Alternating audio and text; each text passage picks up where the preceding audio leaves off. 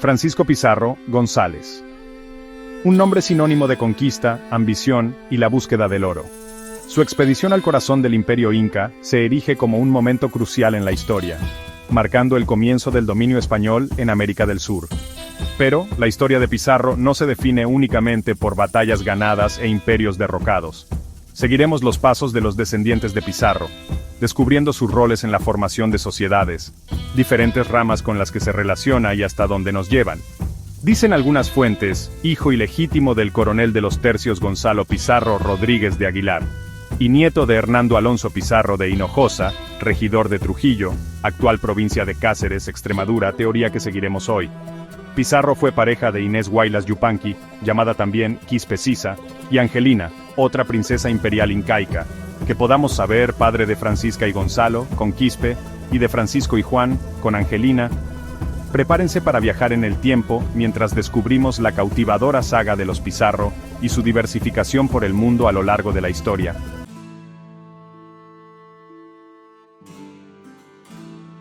Nacido en el corazón de la España del siglo XV, Francisco Pizarro no era ajeno al atractivo de la aventura. Pero debemos aclarar que no fue el único Pizarro, ya que su hermano Gonzalo también labró su propio camino de conquista en el actual Ecuador y Colombia. Además, era medio hermano de unos pocos, ya que, si bien es verdad de las condiciones de la época, estas personas solían vivir y sobrevivir mucho más que la media, y claramente, en otras condiciones, encontrando entre ellos brevemente a Inés, casada con Francisco Hernández Ortiz Reciente, colonizador relacionado en la zona del sur de Chile, reconocido por su papel en la repoblación de Valdivia y el socorro a Osorno durante las campañas de conquista, padre de Francisco Hernández Ortiz Pizarro, conocido por fundar los pueblos como Calbuco y Carelmapu en Chile. Este último se había casado con María Cortés Monroy, llegando así a unirse con el conquistador Cortés y los Monroy, figuras que aparecerán otro día. Isabel, por su parte, se casó con Hernando de Orellana, dando el linaje Orellana-Pizarro, con ejemplos como esta bonita estructura del siglo XVI, en Trujillo, el Palacio Pizarro Orellana, o incluso encontrando orgulloso hoy día a Hernando de Orellana Pizarro, vizconde de Amaya, presidente actual de la Fundación de los Pizarro en Trujillo, institución que se remonta al siglo XVI, con fines solidarios e históricos, dicen. Siguiendo con los hermanos de Pizarro, Martín y Juan Bautista, pasarían como conquistadores. De Francisco Martín de Alcántara, por su parte, poco sabemos, y de Mateo, sabemos que fue encomendero de Osorno y conquistador.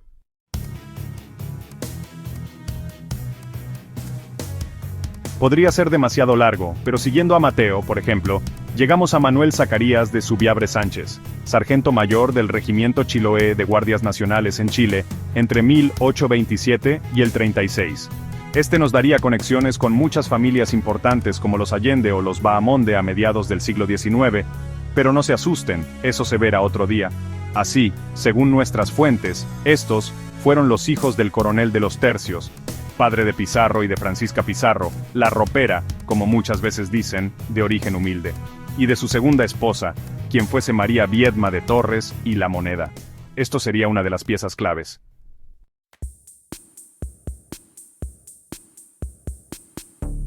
Por parte de ella el linaje Torres se verá con muchas personas ilustres más adelante, al igual que el de Viedma. Aún así, cabe recalcar que estos apellidos a su vez han dado muchísimos linajes eternos, por así llamarlos, llegando a ejemplos de esta rama siglos después como la escritora Patrocinio de Viedma y La Moneda, quien vivió durante el siglo XVIII y XIX, hija de Diego José de Viedma y Marín Colón, dejando numerosas publicaciones literarias para desahogar su depresión tras el fallecimiento de hijos y más cosas, que si quieren podríamos hablarlas otro día. De los hermanos de Pizarro, en total se conocen algunos con descendencia, que suman 13 nietos antes del siglo XVII, pero son solo los que se conocen. Esta familia, La Moneda, es la misma que los Simonetta italianos, siendo de los primeros que llegaron a Castilla a finales del siglo XV. En el contexto, para esas fechas, tenían grandes problemas con los Sforza y más familias del poder en Italia, cosas que veremos otro día. Sico Simonetta fue una de las máquinas detrás de los Sforza, tras litigios y la muerte de sus hijos, Francesco La Moneda, quien pasaría a España, y su hermano, Le Monet, que pasaría a Francia, se cambiaría el apellido y más tarde pasaría a Pamplona. Para comprender la importancia de los linajes, les contamos el caso de algunos ejemplos, aunque sin profundizar. De la misma familia podemos encontrar muchos personajes destacados en diversos siglos y partes del mundo. Citaremos así algunos ejemplos curiosos y presentando algunas hipótesis.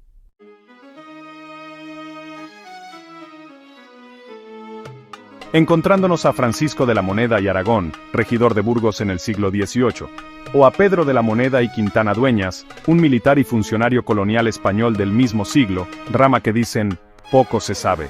Francisco de la Moneda, llegado a América en el siglo XVI, asentado cerca de Potosí, dedicado a la minería, de los primeros de la familia y con una descendencia que nos dará más pistas. Simonetta Vespucci Cataneo, musa de Botticelli, llamada la Venus del Renacimiento y representada aquí, quien se casó con Marco Vespucci, primo o pariente de Amerigo Vespuccio, el famoso navegante que trabajaba para los Médicis. Este último, al cabo de 10 años, se fue a Sevilla como empleado de una empresa vinculada con Lorenzo di Pierfrancesco de Medici, dirigida por Gianotto Berardi, banquero florentino, de la familia de banqueros Bardi, quien mantenía estrecha amistad con los Colón, entre otros. El apellido Berardi se encontraba unido con los Simonetta, y dentro de los Simonetta se ven matrimonios con el apellido Visconti, magnates antes de los Medici, o Colonno y Colonna, de los que hablaremos también en otro episodio, y más cosas. Además, en matrimonios se ven apellidos como Quintana, Dueñas, Ortega, Colón, Peñafiel o Burgos, todos de origen judío converso en su mayoría. Y ya por último debemos mencionar la rama La Moneda, Castro. Los Castro son una de las casas nobiliarias más influyentes de Galicia, Castilla y Portugal, con vínculos directos a virreyes, presidentes del Consejo de Castilla y grandes de España durante siglos, con personajes destacables como Nicolás Ruiz de Castro y Moneda, senador de Milán, para el gobierno de los Habsburgo en Italia, o a Gaspar Ruiz de Castro y Moneda, oidor de México, con alta influencia judicial como política en el virreinato de la Nueva España, ambos en el siglo XVII, Antonio Ruiz de Castro y Moneda, señor de las villas de Celada en el siglo XVI, en zonas alrededor de Castilla y León. O a Juan de Castro, que figura entre los conquistadores de Centroamérica y Nueva España, y Francisco de Castro, en 1534, quien llegaría a Perú tras la conquista. Pedro de Castro y Andrade, conde de Lemos, por su parte, no emigró personalmente, pero familiares suyos sí lo hicieron. Él era virrey del Perú y tenían redes familiares desde finales del siglo XVI en América, encomiendas y de todo, literalmente de todo. E incluso encontramos en la rama al portugués Gregorio de Moraes e Castro, un militar, fidalgo de la Casa Real, con actividad en Portugal y Brasil en el siglo XVII. Este dejó 6 hijos, teniendo 2 bodas, la primera con Francisca da Rocha Pita, del linaje Roca Rojas Rojas, pero esa historia donde nos centraremos en el sitio para hacer nuestras necesidades menores y mayores, será otro día. Solo esta última rama portuguesa nos llevaría a personajes cercanos hoy día, como Diogo Cristóvão de Castro Almeida e Vasconcelos, nacido en 1951, hijo del quinto Marqués de Reriz, de quien se dice, mantiene la gestión del patrimonio familiar, que incluye la Quinta do Testamento, una finca histórica asociada a dicho linaje.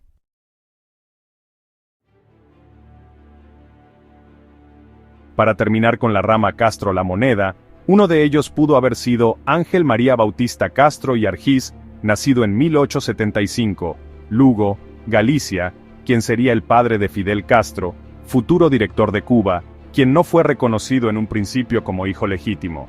La hipótesis surge por varios factores, sobre todo los apellidos detrás de los padres y abuelos de Fidel, como Fernández, Núñez, Álvarez, Pereira, de la Riva y demás, que con el tiempo sabrán quiénes son. Otro factor son las zonas de nacimiento a lo largo de siglos de los antepasados de Fidel. Aproximadamente 3 siglos habitando en Lugo o alrededores, o la conexión de Fidel con el antepasado portugués, mencionado anteriormente, que se desarrolla por parte de su abuelo. Seguramente habrán sido siglos muy tranquilos, por lo menos para estas personas. Igual, resumidamente te lo cuentan como un pobre desgraciado que se fue a Cuba para la guerra. Tras la derrota, Ángel Castro regresó a España en el 98, otras fuentes dicen que no, pero volvió a Cuba en 1905. donde terminó en la provincia de Oriente, trabajando como jornalero para la United Fruit Company estadounidense. Dicen, en esa época, las plantaciones estadounidenses amansaban terrenos y se contrataban trabajadores para talar los bosques de madera noble y plantar caña de azúcar, entre otros artículos. Castro, se supone, organizó un grupo de hombres y, según Fidel, llegó a tener 300 hombres trabajando para él, prosperó y finalmente pudo comprar y arrendar un total de 11.000 hectáreas para producir madera de pino, ganado y caña de azúcar, pasando a tener cientos de miles más tarde, nada, como soplar y hacer botellas. Según la historia, comenzó de jornalero y fue ascendiendo, lástima no haber vivido esa gloriosa época. Según otras fuentes, este éxito se debió en parte al duro trato que recibían sus trabajadores, en su mayoría haitianos, y a diversas actividades ilegales. Pero de las condiciones de vida en distintos siglos y zonas, hablaremos otro día. Por su parte, la United Fruit controlaba tierras, ferrocarriles y puertos en Guatemala, Honduras, Costa Rica, Panamá, Colombia, Ecuador, Cuba, Jamaica y otros. De la cual, solo resaltaremos que mantenían lazos con JP Morgan, Citibank o Chase National Bank, además de bancos internacionales, inversores privados y más cosas. Para resumirlo, renombrada como Chiquita Brands International, operativa a día de hoy. Y después de esta extraña y breve explicación e hipótesis, volvemos al perdido Pizarro, ya que todo esto ha sido fruto de seguir a su madrastra.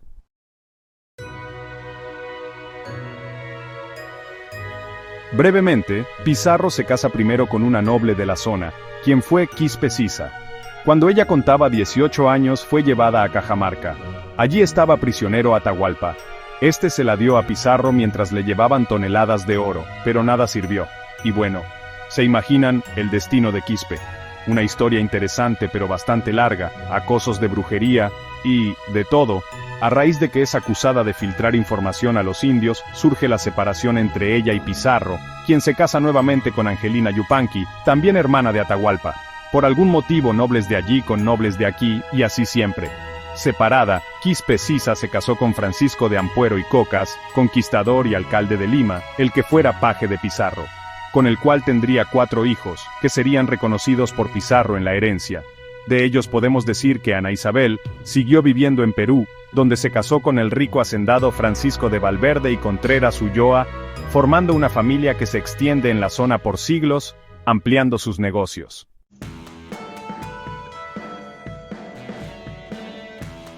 En la descendencia de Quispe Sisa Pizarro Ampuero, se une la sangre de los nobles incas con la de los reyes de Castilla, ya que Francisco de Valverde y Contreras Ulloa era descendiente de Mafalda de la Cerda, y diréis ajá, y que, pues es importante, ya que Mafalda era descendiente directa de los infantes de la Cerda, primogénitos de Alfonso X el Sabio, rey de Castilla y León. Nada, unos pocos de siglos ahí aguantando, así de fácil. Otro de los hijos del segundo matrimonio de Quispe fue Martín Alonso, procurador general de Lima en España, casado con Leonor Barba Cabeza de Vaca y Pinelo, contando con 8 hijos. Entre ellos mencionamos a Martín de Ampuero y Barba, y el nieto de este, Francisco Tomás Valverde Contreras Maldonado Ulloa y Jaraba, nacido en 1650, regidor de Cusco. Su hijo, Francisco Tomás Valverde Ampuero Contreras Huaylas Maldonado, sería más de lo mismo y es curioso que figure, a veces, como Valverde y Álvarez de Bohórquez, o de Ugarte, otro apellido que se vio en Hernán Cortés. Por su parte, la hermana de Francisco Tomás se casó con el segundo conde de las Lagunas. Décadas más tarde, según la historia, el conde de las Lagunas, acompañado con otros, fueron los que firmaron, junto al general San Martín, el Acta de Independencia del Perú, en julio de 1821. A ser exactos fue su nieto José o Josef, Juan Vázquez de Velasco y Ontañón Valverde, el cuarto conde de las Lagunas, fue quien ocupó cargos como capitán del regimiento de infantería y alcalde de Lima.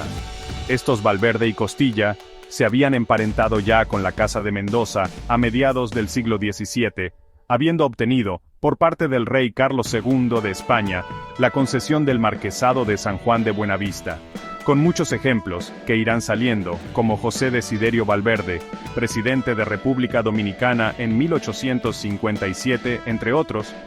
Dicho marquesado lo ostentó Pablo Costilla Valverde y de la Cueva, cuya madre descendía de Beltrán de la Cueva, primer duque de Alburquerque. La independencia del Perú de 1821, por su parte, fue suscrita inicialmente por 339 personas, consideradas vecinos ilustres de Lima, incluyendo autoridades civiles, eclesiásticas, militares y miembros destacados de la sociedad. Y se podrán imaginar que 339 vecinos ilustres eran aquellos. Esta unión origina una amplia descendencia, que ha llegado hasta nuestros días y que se ha ramificado en diversas zonas. En Perú, de Joseph pasamos a Gaspar, el quinto conde de las Lagunas, y encontramos a su pariente María Vázquez, esposa de Flavio Castañeda, y de Arístides Vázquez de Velasco y Morales.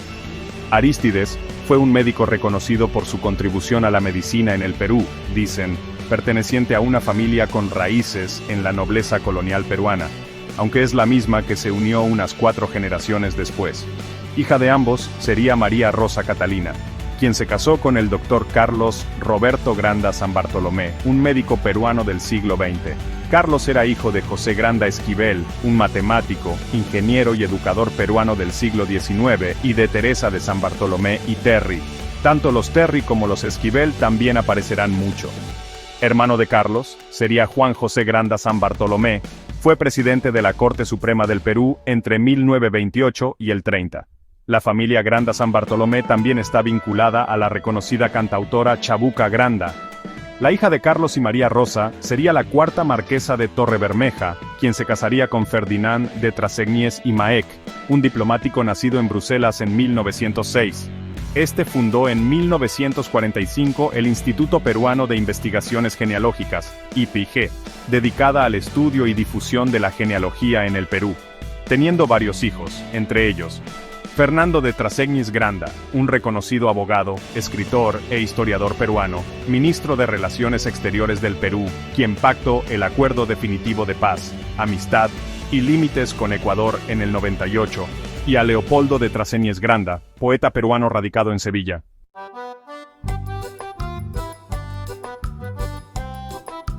Aunque esto no es lo único y queda ver qué pasó con las minas y recursos que controlaban los Pizarro, pero también debemos explicar que familias en parte controlaban qué cosas, encontrando familias como los Álvarez de Toledo, destacados en el comercio y la minería en América en general. La familia de los Vázquez de Coronado, grandes comerciantes y empresarios que controlaron rutas comerciales, incluidas las del Callao y Arequipa. Los de la Cueva, involucrados en el comercio de mercurio en Huancavelica. Los Salazar sobresalen en cualquier bien cotizado, incluyendo la plata extraída de Potosí, unidos a la corona portuguesa. Los Enríquez, descendientes de Fadrique Alfonso de Castilla, hijo natural de Alfonso XI, el Justiciero, con influencia considerable en la administración del virreinato y en los negocios del oro y la plata. Y por último, los Suárez, quienes se involucraron en el control de los flujos de mercado de la plata, siendo parte de las redes de comercio internacional que se establecieron entre España, Italia, Filipinas, Flandes y las Indias. Había muchas ramas y familias, no solo las mencionadas, pero que al final estaban todos relacionados, luchando entre ellos y sufriendo la gente corriente.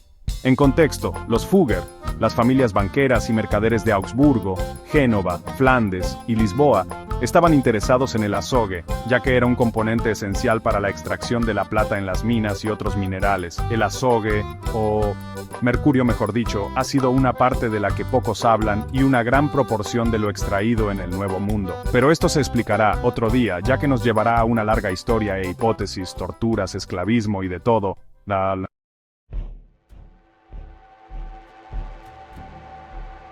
Por su parte, las familias mencionadas eran los que patrocinaban a los ingenieros, tenían o traían mercurio de Huancavelica para la producción de la Casa de Moneda de Lima, e invertían en el Banco de Rescate. Los mismos dueños de las rutas comerciales, cuyos parientes gestionaban papeles alrededor de todo el imperio, a su vez, con linajes detrás y una larga historia, que curiosamente muchas veces coincide, aunque hay que tener en cuenta que no eran españoles, en definitiva, eran y son familias mezcladas durante siglos con privilegios y conocimientos. Y una vez dicho todo esto, ahora sí. Durante el periodo colonial, los españoles comenzaron a explotar las minas de Cerro de Pasco. No fue hasta finales del siglo XVIII que la extracción de plata se intensificó en el Perú, tomando un papel importante en el comercio con Filipinas y en el desarrollo del comercio global. todo bajo el control de las familias que iremos viendo. En cuanto a la minería moderna, a mediados del siglo XIX, la minería en Cerro de Pasco pasó a estar dominada por empresas extranjeras.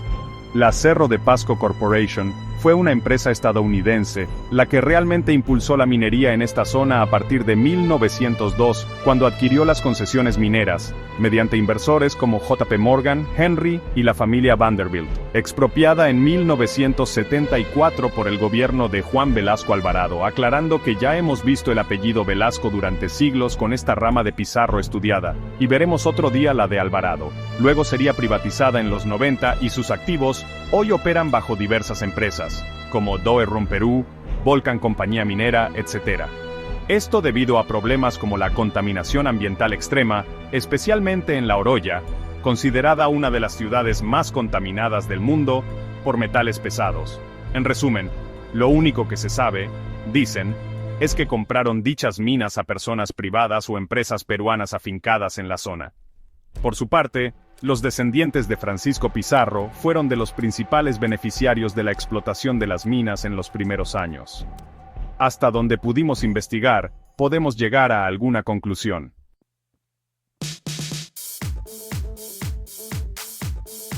Uno de sus descendientes en la rama La Moneda Pizarro, Ampuero, nos llevó a Diego de la Moneda Peñafiel, nacido en Alcaraz, Castilla-La Mancha, un alcalde mayor y corregidor de Baeza. Casado con Inés Ortega, dándonos a continuar el linaje en América con Juan Antonio y Alonso de la Moneda y Ortega. Ambos hermanos aparecen mencionados en varios contratos de arrendamiento de las minas de Potosí, hasta 1785. Formaban parte de un consorcio comercial bancario familiar que, ante la audiencia de Charcas, suscribió contratos de arrendamiento de la explotación del Cerro Rico. Otros arrendatarios destacados en contratos, ante la audiencia de Charcas, fueron Francisco de Os Velarde, la Marquesa de Otavi, y consorcios vinculados a Salas, Salazar y Cañizares, entre otros. Todos estos y más contaban con el Banco de Rescates y Consignaciones de Minas de Potosí, institución estatal que adquiría plata a precios inferiores y la vendía en remesas a operadores privados, canalizando capital de inversores peninsulares y criollos hasta 1825. En estos contratos pagaban al fisco real una renta fija y se quedaban con el excedente de la producción tras cumplir con el quinto real y otros derechos fiscales. En la práctica esto implicaba aportar el capital para mantener galerías, financiar la compra de azogue y costear la logística de transporte y trituración del mineral, o desarrollar la industria que ha originado el mundo actual en tiempo récord.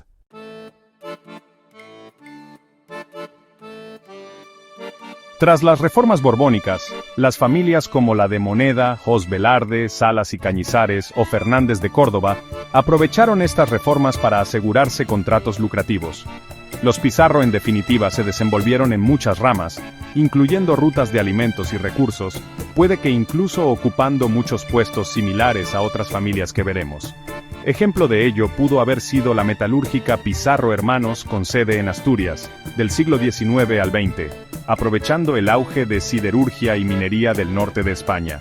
Algunos Pizarro estuvieron involucrados en la expansión ferroviaria del siglo XIX, tanto en inversiones privadas como en obras públicas, como muchos otros que veremos o que ya vimos, ya que los Rivero del video de Hernán Cortés también aportaron a la expansión ferroviaria. Los Pizarro han contado con empresas rurales en Extremadura y Andalucía, bodegas, cortijos y fincas ganaderas, empresas de procesado de alimentos, importación y exportación, muchas transformadas a sociedades limitadas a comienzos del siglo XX, o el grupo Pizarro Construcciones S.A., activa especialmente en Madrid y otras zonas urbanas en el siglo XX, encargados de obras civiles, edificación residencial y urbanismo, destacando la asignación en construcción de viviendas públicas, además viviendas y urbanizaciones, llegando a recibir premios por sus diseños y mejoras a la calidad de vida.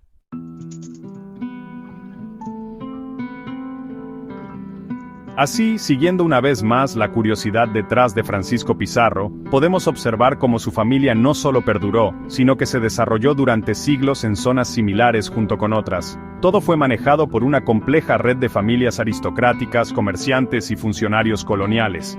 Cada matrimonio era más que simplemente eso e incluso sigue siendo algo importante en nuestros días. Algo tan extenso que acaba entrelazado y mezclado, por lo cual es muy difícil exponer toda la información que se podría llegar a relacionar. No solo influyeron en la economía local, sino que se entrelazaron con las élites políticas tanto en el Nuevo Mundo, como en la península ibérica y a nivel mundial en siglos posteriores. Esperamos así, haber podido desentrañar juntos un trozo algo más lógico de la historia, intentando pensar en quienes tenían permisos en general para moverse, comerciar, vivir, ser la ley o la religión, y qué pasó con ellos. O siquiera preguntarnos desde cuándo todo es así. De momento, lo dejaremos aquí, pero nos veremos en otra ocasión. Hasta la próxima, exploradores.